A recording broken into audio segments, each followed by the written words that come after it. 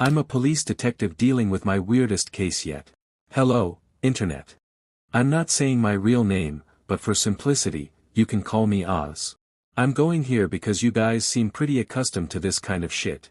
Being a police detective isn't usually too chaotic, just dealing with legal nonsense, searching houses, and getting roughed up by drug dealers. Occasionally, I'll run into a drug cartel and have to fight for my life, but that usually ends as soon as reinforcements show up. But all that changed when I was in California, investigating a case in which a gas station owner alleged that he was harassed and nearly attacked by a strange man wearing a blank mask, who demanded money from him. Not wanting trouble, the cashier gave him all he had in the register, but hid a bit of it to ensure the shop wasn't completely bereft of money. The robber didn't leave after seemingly emptying the store's earnings. Instead, he paced around muttering to himself, finally leaving just moments before the sound of police sirens filled the air. What kind of lead did we have? Barely any, but the man did come and go by car, so we followed that trail to its end. And I followed that lead as best I could. I tracked his movements through the traffic cameras around town, and he parked near a park entrance before vanishing, likely to change out of his work clothes. I found the car where he left it and took it to the station with me. Forensics and I did a full fucking peel of that car and not a single fingerprint anywhere. That car was, as the dealership explained to me, stolen, and the only fingerprints we could find were confirmed to belong to the young female owner, who was pulled out of it and knocked unconscious by an unknown assailant. Alright, that sucks, but I'm a detective, I don't give up. So, I cast my detective's magnifying glass over California, and I scrutinized for anything else to come up regarding the case. Eventually, something happened. But it wasn't a witness, a tip, or anything remotely related to my career as a police detective. No, it was a personal experience. At some point around 11 p.m. a few days ago, I was on a late-night walk when I witnessed something strange, a blur of a man entering an alleyway, and following him was a lean woman wearing a white, featureless mask. Suddenly, the details of that case that had occurred weeks ago, came racing back into my mind. I turned off my songs and quickly gave quiet pursuit. But the alley was dark, and I could barely even see my hands in this rural place, so I turned on my flashlight and I screamed. Well, I've seen a lot of shit as a police detective, so it wasn't the kind of shrill scream you would get from a woman or horror movie survivor, but it was more like a very loud, deep gasp. I saw a writhing, shuddering man on the verge of death, being held down by two muscular men. One I recognized as that man in the gas station, but the other seemed slightly different.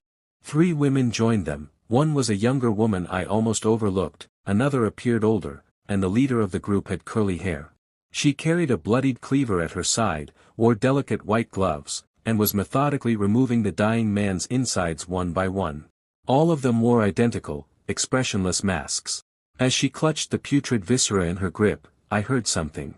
For most of this paralyzing encounter, none of them had made a sound, save for the hoarse but hushed breathing from the 2 men restraining the victim. But now that the man's life had left him completely, the leader gently put her gut-filled hands in a position of prayer and began to whisper something. Now that they didn't need to prevent his escape, the 2 men put down their victim and turned to me. Making eye contact with those psychopaths was the push my body finally needed, and I reached for my gun.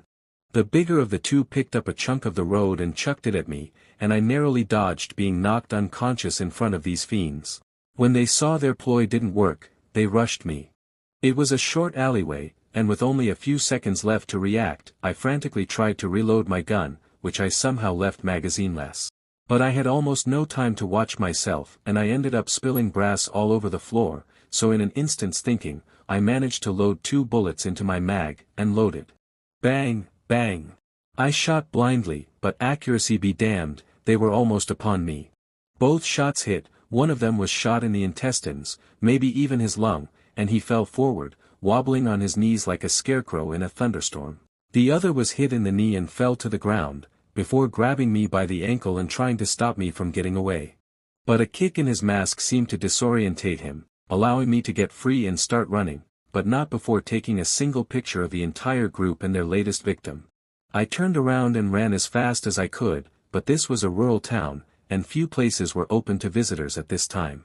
But I saw my salvation, a nearby porta-potty that was built much more sturdy than your typical dumper, so I ran directly toward it and locked myself inside. Only then did I call dispatch to request an ambulance and police, though it was likely too late for the man in question. We have to do that for legal reasons. At first, I thought that they had chosen not to pursue me for whatever reason. That was until I heard a slam as the plastic of the porta-potty was rammed against by a familiar shoulder. I had no idea what was wrong with these people. They were pounding on the plastic with a wild intensity that reminded me of a clumsy, yet rabid and dangerous animal. Through the semi-transparent walls of the outhouse I was hiding in, I could see everything, the countless hands of my attackers, their shadows engulfing my small refuge, and every desperate attempt they made to break in. But the scariest part wasn't even this mob's animalistic grunting and hissing, it was what their leader said to me from inside that thin wall of safety. He. Look what you've gotten yourself into /. Everything came to a halt as soon as the police showed up. Here I was, looking like a fucking maniac screaming about homeless psychos trying to kill me, locked inside of a porta-potty alone. They did not find any body, no fingerprints, no camera footage, the only sign this ever happened to me was that picture, and the damage dealt to that John. But you and I both know that chemical toilets being run down is a given, not a possibility. I'm feeling desperate, resorting to this place and asking strangers online for help, but could you give me a hint here? What were those people? It's probably gang/cult activity of some kind, but I'm completely stumped as to what I'm supposed to do here. Before wrapping this up, I have an unusual lead to share. About 2 years ago, a church somewhere in California was burned to the ground by an unknown arsonist. Casualties were few, but in the basement, 2 pastors were slain brutally, and on the wall was a message, carved roughly by blade into the brick wall. We are chosen.